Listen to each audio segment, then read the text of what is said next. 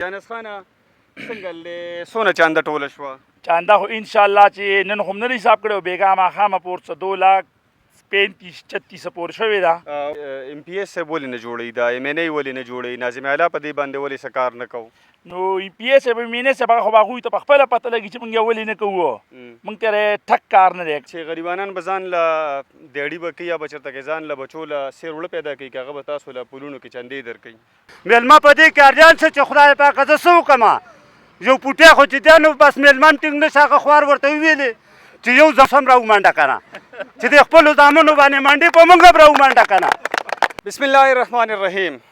د خیبر ترجمان ټلویزیون قدرمنو کتونکو السلام علیکم. سنګرخان ما تاسو به دا کتلی وي چې خلکو په چوکونو کې یا په سړکونو باندې کټونه اچولي وي د جومات د جوړېدو لپاره چانده غواړي، خو نن درته یو عجیبه منظر مخې ته ږدمه.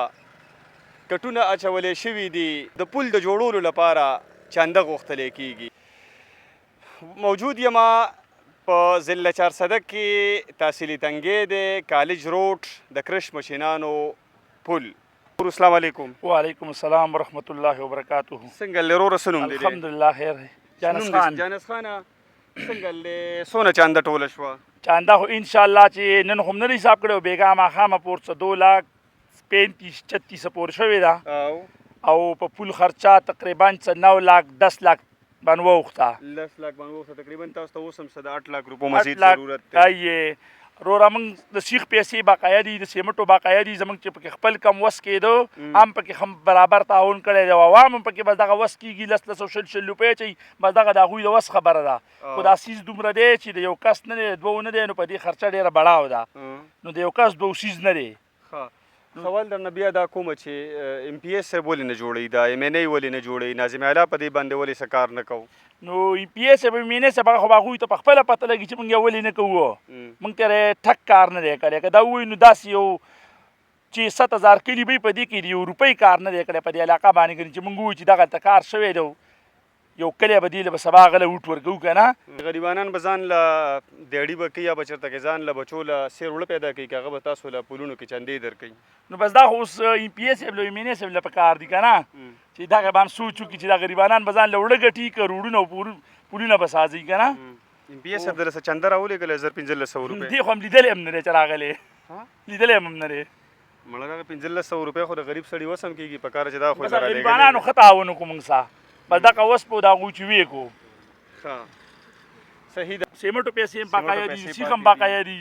صحیح ده. موږ خو دومره عوامو دومره چانده وکړه چې بس هغه کرش هم پې مثال د خپلو مشینانو نه په چانده راغونډ کړو.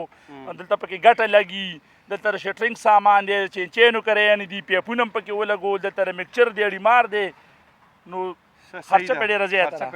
خبره صاحبه زما ګلاب شیر نوم دی، د دې علاقې اوسېدونکی یم. موږ د چا خلاف نه یو، خو موږ په دې باندې حاریان یو چې زمونږ نه څوک چې دی نو خپل هوس پوره کوي، نو په جومات کې هم کښېني چې دا واده وکړي چې یاره دا وټ په ماله راکوئ. دوی زمونږ سره چېرته په هدیره کې هم کښېنناستل چې ګینه هلکه زه پاس شوم او دا شی ماته میلاو شو، اوس په ستاسو د قوم به چې دی نو زه ذمهوار یم، ځکه چې موږ کو کم جړه فریاد کوو، کو موږ کومه میډیا کوو، کو موږ کومه څه وایو، موږ د ډېره سوخته وایو په دې وجه باندې چې زموږ دلته زنانو بې عزتي وشي.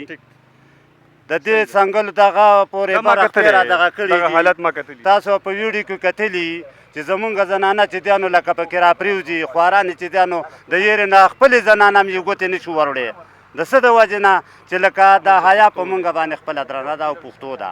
صحیح ده. نو دا ام پی ای دی، د بوچي پول نه دی راونیسي او ماته دی چې دی نو د کیړې پړانګاره پورې چې دی نو یو ځای دی راته وښیي چې یاره تاسو له ما په دې ځای کې 1 لک روپۍ لګولي دي،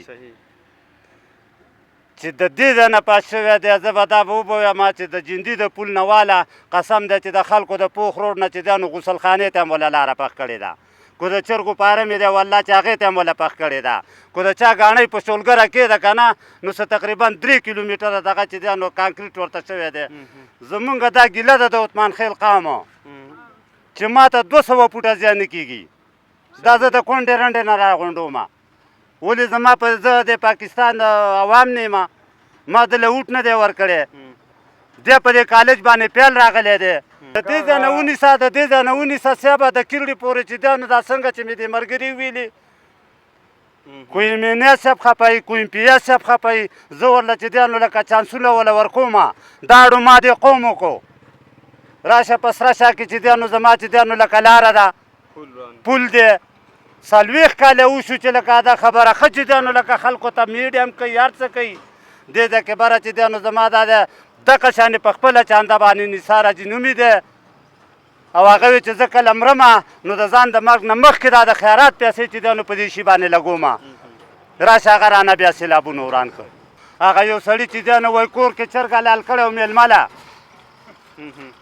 نو هغه چې کله روټۍ ته کېناسته نو هغه خپل بچي ته نه راغونډ شو وی یو ته بیا ویلې چې دا دې ته په مور دا پوټې ومنډه بل ته بیا وی چې دا دې ته په مور دا پوټې ومنډه میلمه په دې کې اریان شه چې خدای پاکه زه څه وکړمه یو پوټی خو چې دی نو بس میلمه هم ټینګ نه شي هغه خوار ورته وویلې چې یو زمونږ د دې مور په کوس هم راومنډه که نه چې د خپلو زامنو باندې منډې په مونږ هم راومنډه که نه مونږ چې دا څه وایو د دغه سوختی وایو زمونږ ته چې دی نو چا را باندې هډوکې راله په کونه راونه منډه